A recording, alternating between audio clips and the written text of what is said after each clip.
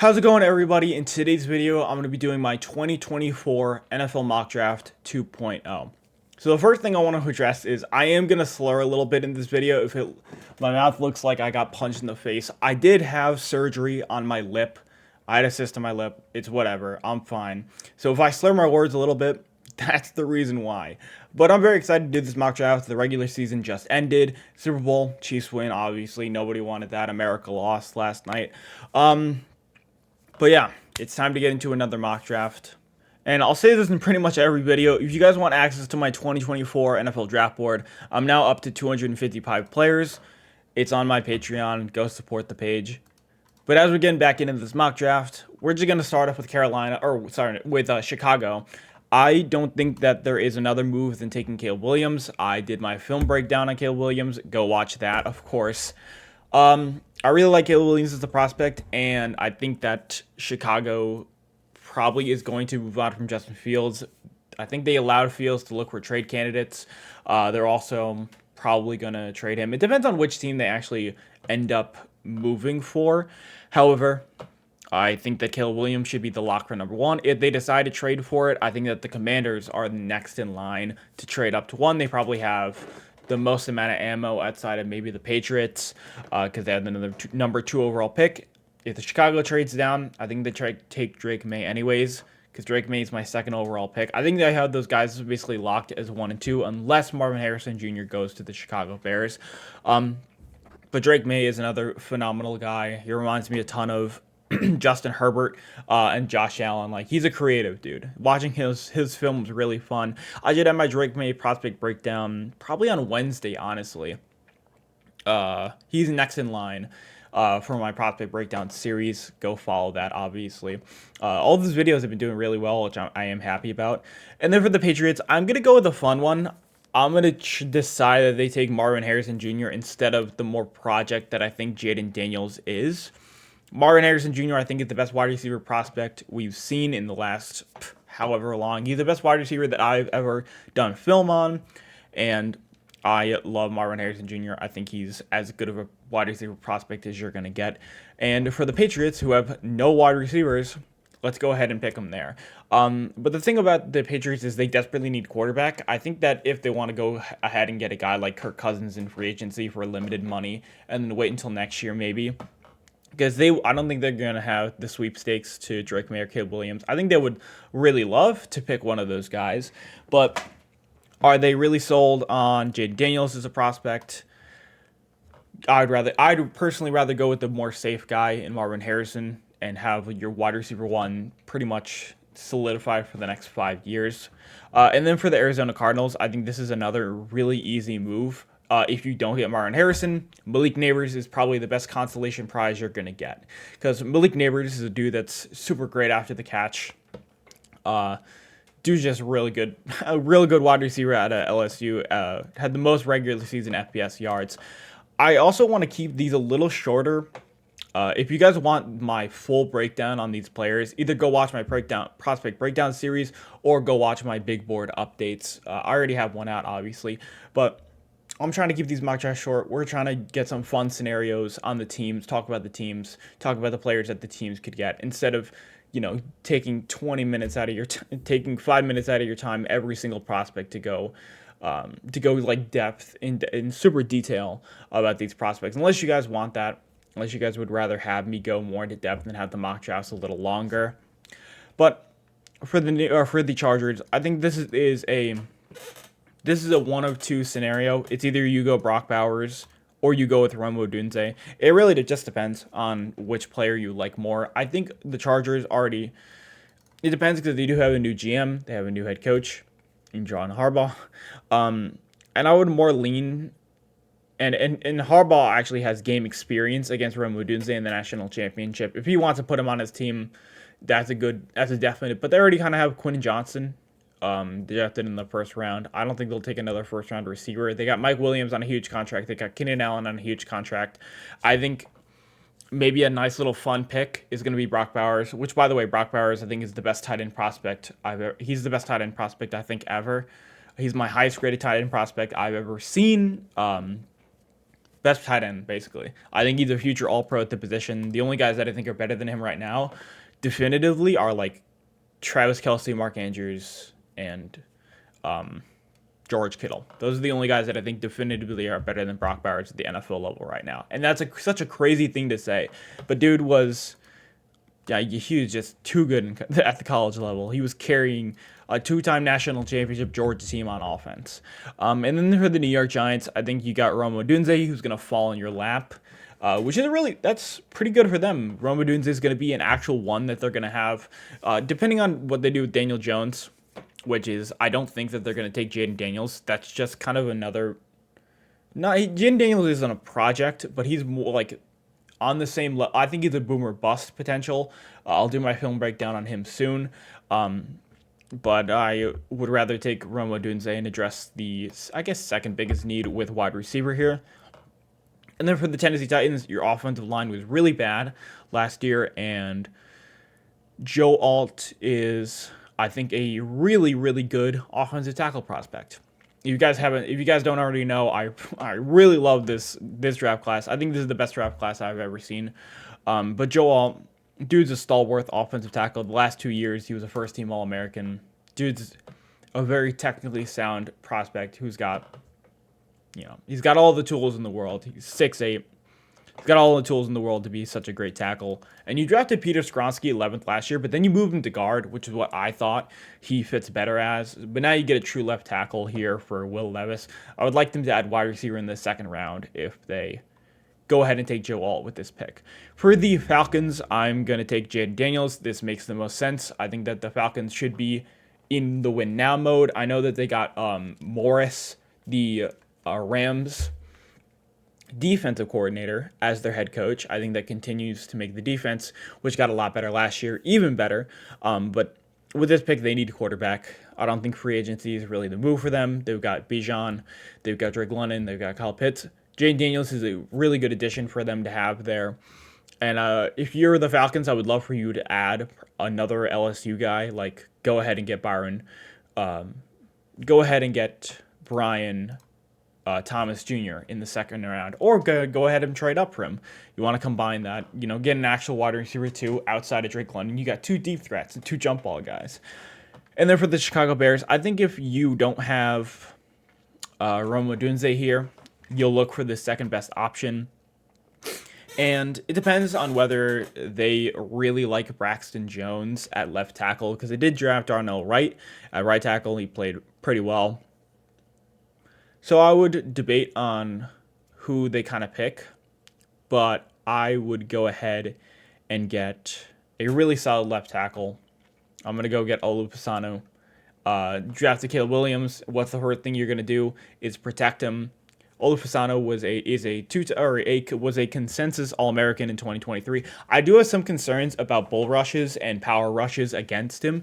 I don't think he favors that the best. I think he more works against smaller edge rushers is a much better matchup. But then you look at a game like Ohio State against JT Tuimoloau, where he was getting crushed. He got crushed by Ohio State. But other than that, Olu Pisano is great run blocker too. And for the Chicago Bears, get Caleb Williams, get a stalwart left tackle to protect him. And then for the Jets, you're not leaving this draft without either a right or left tackle. I'm going to go ahead and get Taliesin Fuaga, who I'm probably going to have graded higher. I probably will have Taliesin Fuaga graded higher than Olu Pisano, because Taliesin Fuaga is a better run blocker, and I think just as good or secure as a pass blocker. Led the FBS in run block grade with 91. And I'm going to get to the film soon, but I think the film really confirms what I kind of already know about him. Also had a good Senior Bowl, which I got to see some tape on too. For the Jets, Aaron Rodgers, they need a true left tackle now, because Taliesin Fuaga, I think, is a right tackle and then a guard hybrid. I think he can really play both. So now you're debating on whether to put AVT at left tackle or draft another tackle in the second round, which is or maybe sign a veteran left tackle. We'll have to see what they do, but I think Fuaga, if you come out of the draft with him, you got your right tackle position already set. For the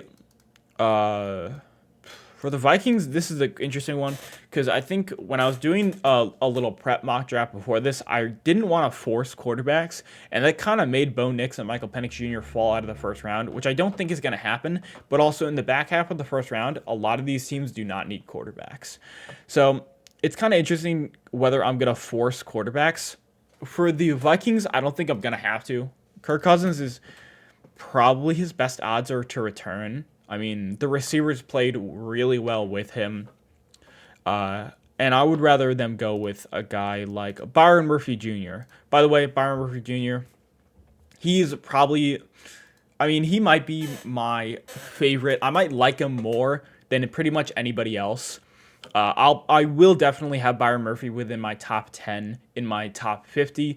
Byron Murphy Jr., this dude's a phenomenal interior pass rusher. He can rush from the zero tech, which is the nose, to the 2-eye, where he primarily plays in the B gap, all the way out to the 4-eye, which is the inside shoulder of the tackle. Dude can, and he had a almost 20% pressure rate from that position, which is insane. I mean, he led the FBS in pass rushing productivity, pass rush win rate, 5 sacks. Dude was a beast during the game, actually. Dude, whenever I watched Texas, he was always creating some havoc. And I think Byron Murphy Jr. is actually better than T'Vondre Sweat.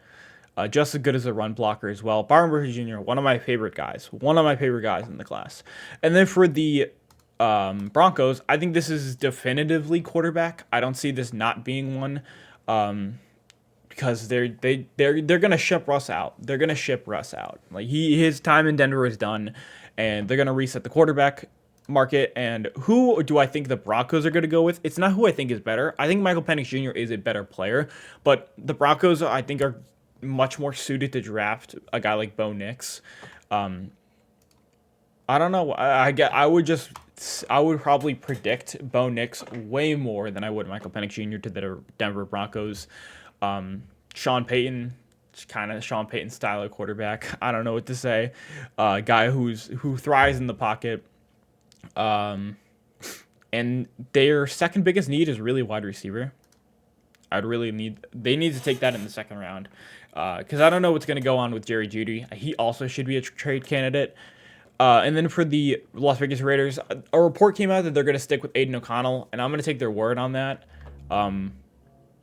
But other than that, who I would probably go with is I would go with probably cornerback here. I think that the Raiders, outside of Nate Hobbs, I don't think they even have a boundary guy. I know they played really well when Antonio Pierce came, who, by the way, is the new head coach. I'm very happy about that. I think they're going to invest in defense a lot. If I were to go with another player here, I would go with Jazon Newton. But I'm going to go with Cooper DeJean. I think Cooper DeJean is my highest rated cornerback in this class. Like Cooper DeJean, he's got that white boy magic, white boundary cornerback. I have a fear that people are going to try to push him into that slot archetype, that safety hybrid kind of guy. But no, he's a boundary cornerback. He's athletic enough to do it. He's fast enough. He's also got the size. He's like 6'1", 190. Or 6'1", like 200-something pounds. He is perfectly worthy of being a boundary cornerback. If they were to go to another guy, I would definitely go with Jazon Newton, who's also probably going to be in my top 15. I really like the interior defensive line class. Let me just say that.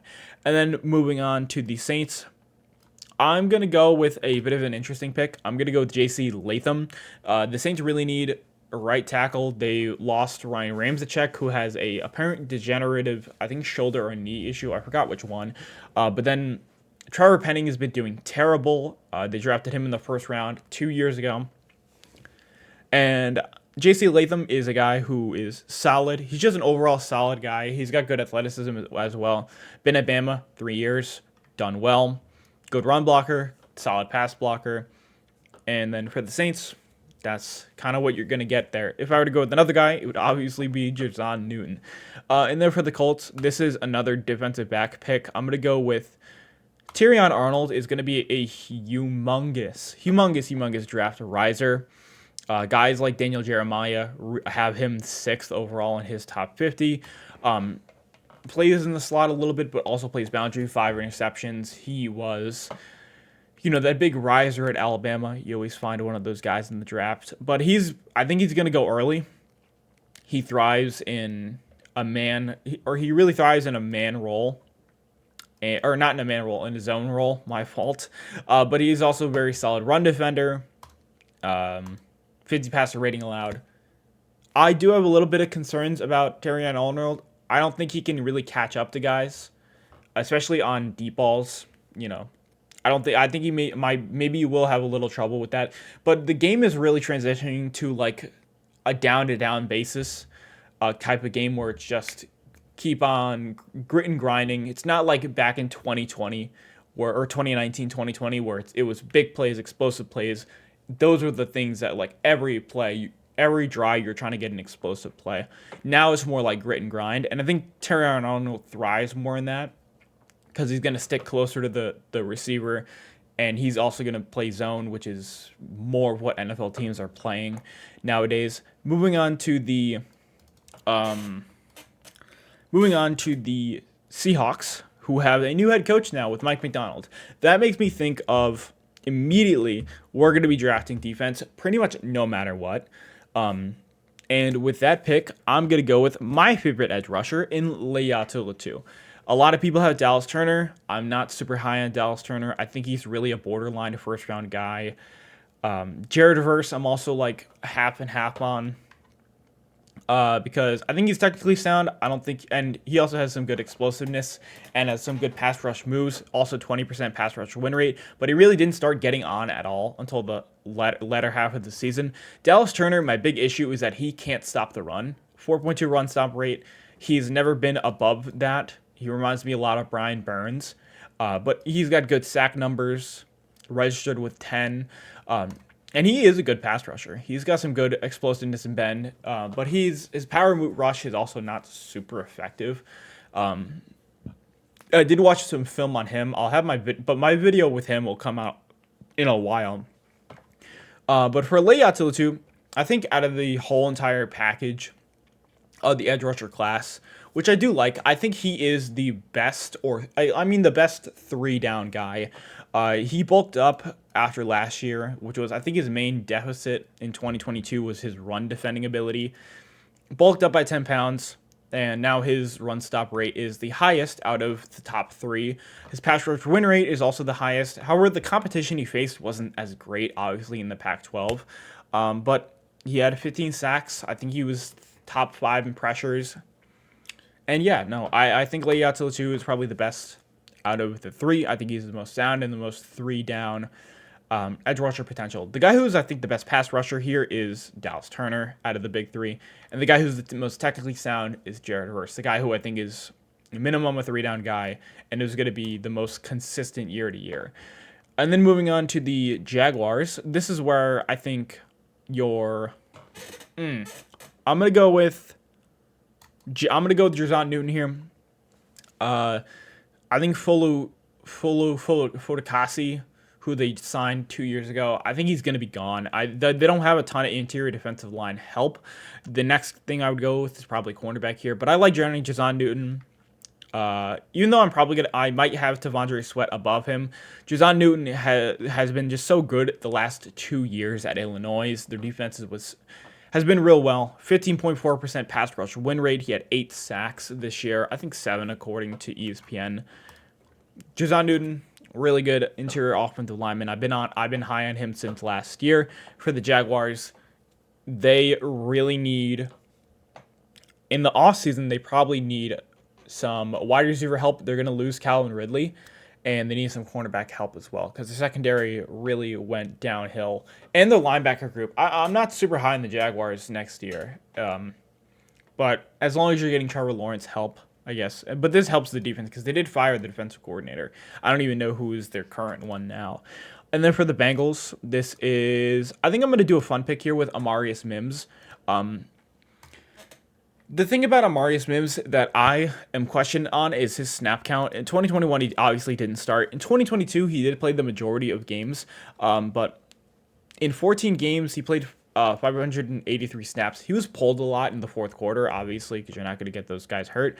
But this year only played 7 games, even though he did play the majority of snaps. However, the thing is his pressure rate allowed on non-RPOs, on screen plays, on non-RPOs, non-screen plays, non-trick plays, basically, is like 1%. He does not allow pressure at a very high level. He was also, I think, a really high recruit out of high school as well. And he also has great athleticism. Like, dude is maybe a project more raw tackle. But, I mean, 6'7", 340. I don't know how he's going to test, though, or how he's going to measure. He didn't go to the Senior Bowl. But Amari Smith is, I think, a guy that a lot of people are, or were already caught on with. The one concern that I have is just snap count. How much has he actually played? And then for the Los Angeles Rams, I would really go with cornerback here. And I'm debating on which guy to go to. I think that if I know the Rams the way I know them, they're going to draft guys that you don't really hear about. And they're just going to make them absolute superstars. Quinyon Mitchell is a guy out of Toledo who is just far and away better than pretty much everybody. In 2022, he had a 92.5% PFF grade. In 2023, he had 91.5. He dominated. I really forget where Toledo plays. I think they play in the conference. Either they played in the Conference USA or they play in the Sun Belt. They play in some low level group of 5, not Power 5.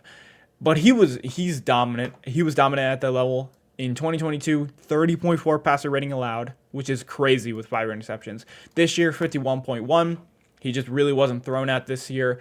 Athletically, he's far and away better than a lot of these guys. I don't know why he was at Toledo. He should have transferred to a better school and gotten some real national recognition. But Quinyon Mitchell, I think I have just on the same level as Cooper DeJean. I probably have him over guys like Terrion Arnold.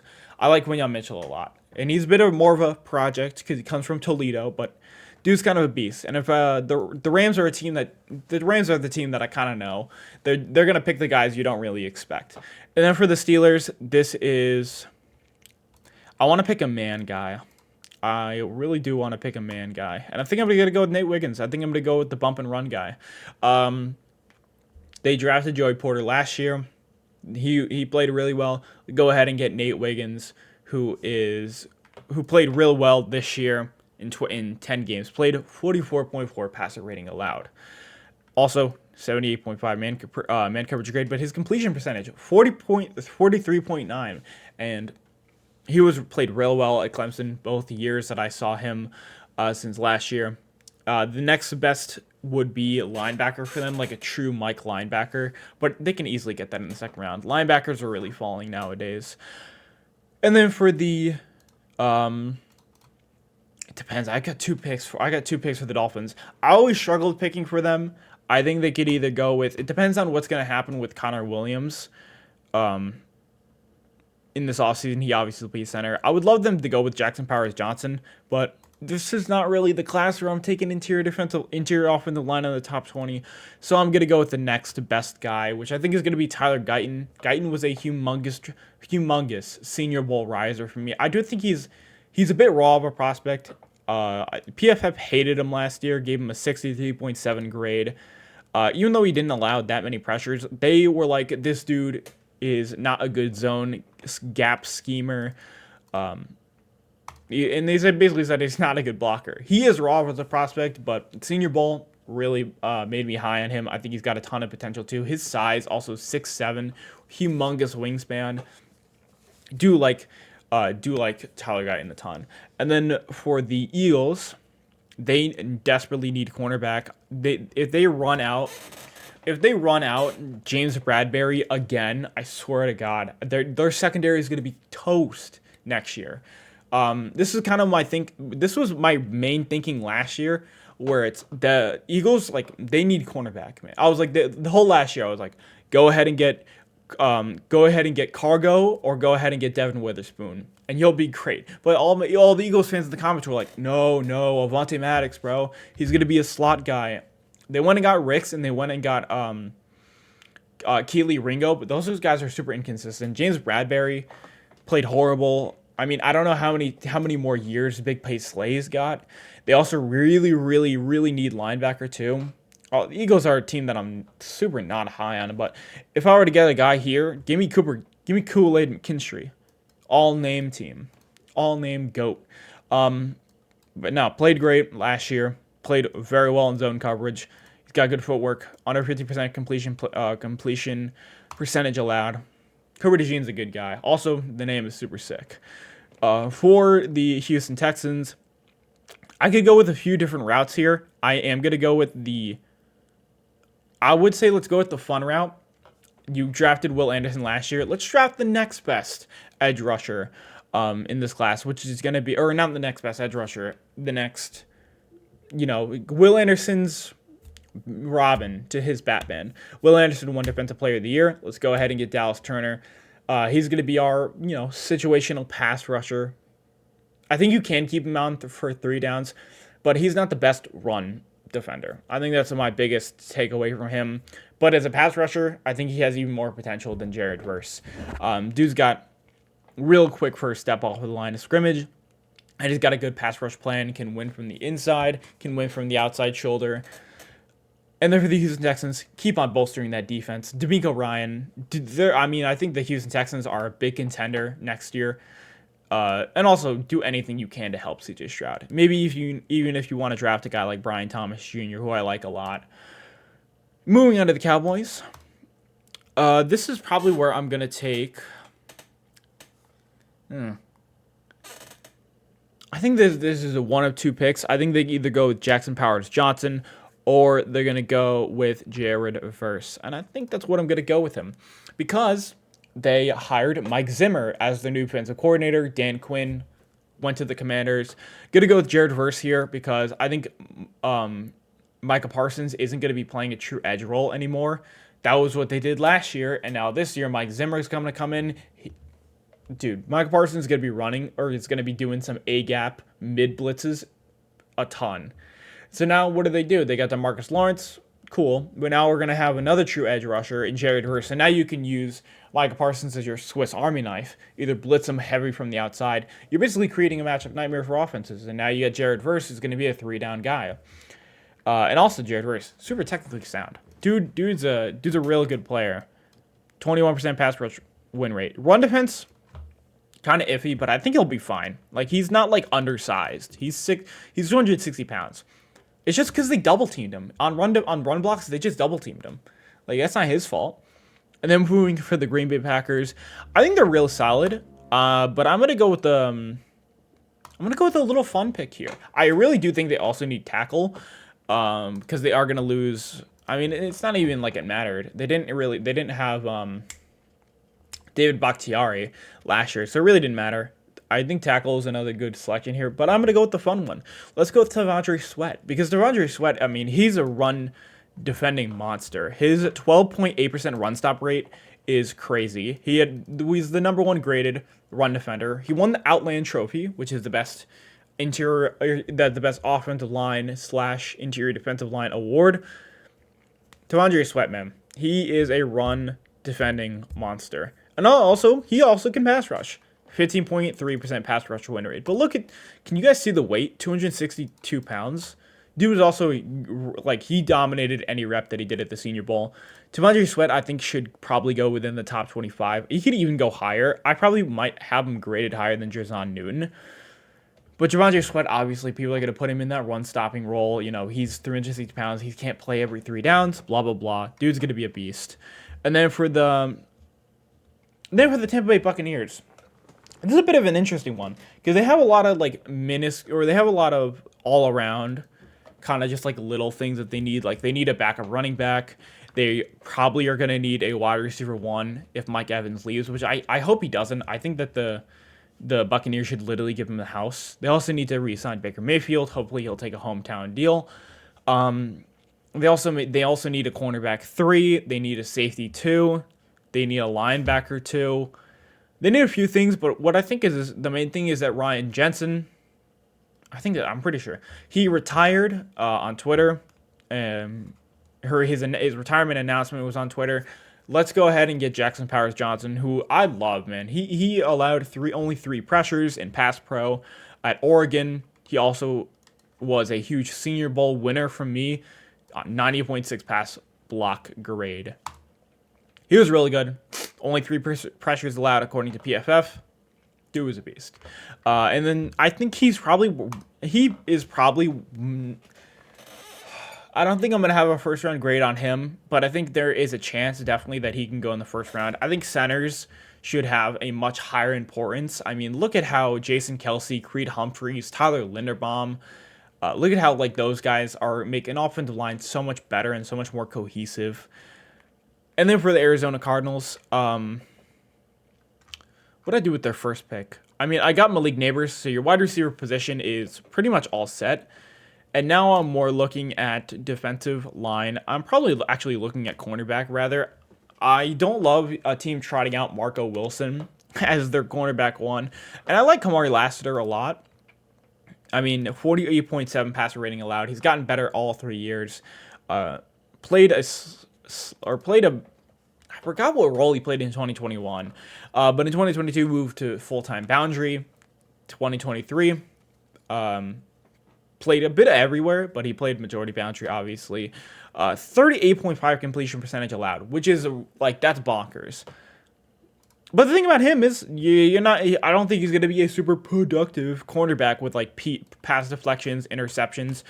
He's just going to create a ton of pass breakups. Yeah, he might not be, the interception god. I think he's totally worth a first-round pick. I like Kamari Lassiter. And then for the Buffalo Bills, I know in the last mock draft, I kind of said that I don't understand the first round hype with Ladd McConkey. His PFF was he's kind of okay. He's good, but 60.1 coverage versus man, 40% contested catch rate. His drop rate's at a 6.3%. He only had 438 yards in 9 games. He never eclipsed his best in 15 games was 762 yards. Even in that really heavy 60-40 pass or run to pass scheme at Georgia, they run the ball a ton. But then I watched the Senior Bowl, and I was like, oh my god, this dude is routing up literally everybody. And I think for the Buffalo Bills, where Stephon Diggs is, I don't know where's Stephon Diggs going to go, man. He played terrible. He's played terrible the last couple of games. But you got Khalil Shakir, who's going to be your slot guy. Go ahead and get Ladd McConkey as your Z. He's going to route some people up. And I think for Josh Allen, I mean, I would love for them to get Brian Thomas Jr. as well, because Brian Thomas Jr. is a deep, he's truly a deep, an in, a dig, or an out kind of guy. He's got the simplest route tree. But dude is 17 touchdowns, which led the FBS. Dude is also after the catch monster. He's also 6'4". But then you got Ladd McConkey, who is more of the fun pick. He's the route god. But yeah, no, I disrespected Ladd McConkey, and I'm giving him my respect now. I think it'd be fun if I watched the film on him. And then the Detroit Lions, I think if we were to learn anything from the championship games, I think they definitely need some cornerbacks. I am hesitant to go with cornerback here. I've taken so many in this mock draft, and I still haven't even taken Michael Penix Jr. I don't know where he fits. I just don't know where he's going to fit. I am going to leave him, I guess, out of the first round in this mock draft. I think a team's definitely going to move up to get him or move down and still get him. But it's an interesting method. But I'm going to go with Braylon Trice here for the Lions. They didn't have James Houston for the majority of the year, and they were really missing their edge too outside of Aiden Hutchinson. I'm going to go ahead and get Braylon Trice, who led the FBS in pressures, but that just kind of came out of a volume standpoint. He played 15 games. He played 925 snaps, dude is basically out there every single down. So obviously the pressure numbers are going to look super high, but then you look at the advanced statistics, 17.6 pass rush win rate, 10, almost 9 less than Le'Yatula 2. But I like Braylon Trice. He's also a big edge rusher, 274 pounds. And then for the Ravens, I'm going to go with Brian Thomas Jr. I think that we could continue to bolster up that wide receiver core. I think that they need a true X now. If we were to look at anything from last year, I think they were missing some size. I know they use Isaiah Likely and as a wide receiver. They use Mark Andrews as a wide receiver. But Zay Flowers and Rashad Bateman are 2 slot guys. And Odell Beckham Jr. was as well. And those guys were playing boundary roles. But now we're going to get Brian Thomas Jr., who is an actual boundary guy. And also a deep threat guy. Excuse me. And now we're going to go for the 49ers. If we learned anything from the Super Bowl is that they need tackle. I'm going to go with... Who's a guy that could probably play both positions? I mean, not Jordan Morgan. Fatano is not a right tackle. I'm also not that high on Fatano. I'm going to go with Patrick Paul. Let's go with Patrick Paul. The highest graded pass blocking offensive tackle according to PFF with 91.5 grade.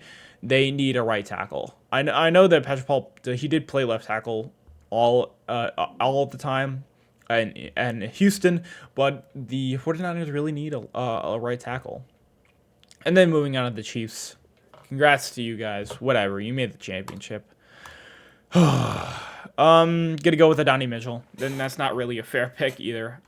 Adonai Mitchell is a guy that I really like. I do think he's going to go lower than a guy like Brian Thomas Jr. because Adonai Mitchell is... I guess maybe he wasn't as highly targeted as like Xavier Worthy, who kind of led that offense. But Adonai Mitchell has got some wide receiver 1 potential. Great vertical. He's got that X build. He's got good route running. He's got good speed. But that's going to do it for my mock draft 2.0. Again, sorry about the voice. I had surgery. This is kind of all I can do. But again, if you guys want my 2024 NFL draft board, I'll keep on saying this because it's a fun idea. And I think you guys would love this. That's on my Patreon. Or just go watch my update videos. But that's going to do it. Make sure you guys like, comment, subscribe. I'll see you guys in the next video.